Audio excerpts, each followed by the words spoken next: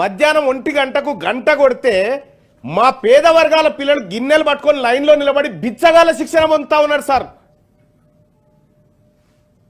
హాస్టళ్లలో government స్కూళ్లలో జరుగుతుంది. మా పిల్లలకు బిచ్చగాళ్ళు భవిష్యత్తులో ఎట్లా తయారు కావాలని చిప్పలు పట్టుకొని లైన్లో నిలబడతా ఉన్నారు సార్. అంటే ఈ బువ్వ లేకనేనా సార్ మా వాళ్ళకి? ఇక్కడ గవర్నమెంట్ ఫ్రీ హాస్టల్ ఫెసిలిటీస్ ఇస్తా ఉంది సార్, ఫ్రీగా ఇస్తా ఉంది, భోజనం పెడతా ఉంది. కానీ ఈ హాస్టళ్లలో తక్కువ మంది పిల్లలు ఉంటున్నారు సార్. ఎన్రోల్మెంట్స్ కూడా చాలా హాస్టల్లో చూసిన సార్. మా గ్రామంలో ఉన్న హాస్టల్లో 8 మంది ఉంటారు సార్ ఇప్పుడు నైటు. ఈ తక్కువ మంది ఉంటారు సార్. అదే ప్రైవేట్లో మీరు చూడండి సార్, గురుకులాల్లో శ్రీ చైతన్య నారాయణ సీట్లు దొరికాయి సార్.